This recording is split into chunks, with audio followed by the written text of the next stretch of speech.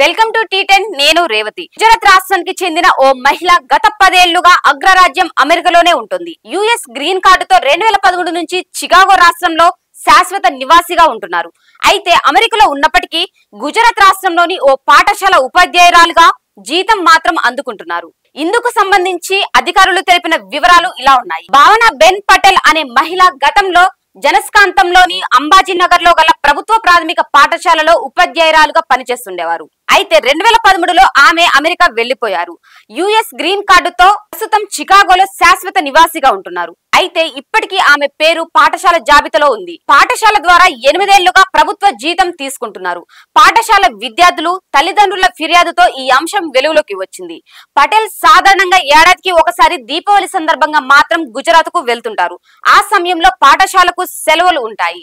దీంతో ఆమె పాఠశాలను సందర్శించే అవకాశం కూడా లేదు.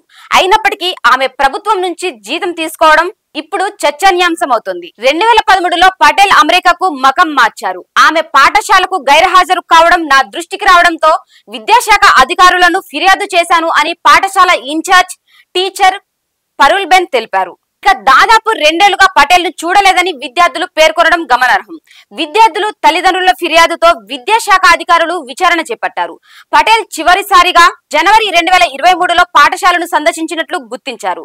ఇక ఈ ఏడాది ఆరంభం నుంచి వేతనం లేని సెలవుల్లో ఉన్నట్లు ప్రాథమిక విద్యాశాఖ అధికారి ధృవీకరించారు. ఇది ఇవాల్టి న్యూస్. చూస్తూనే ఉండండి టీ10.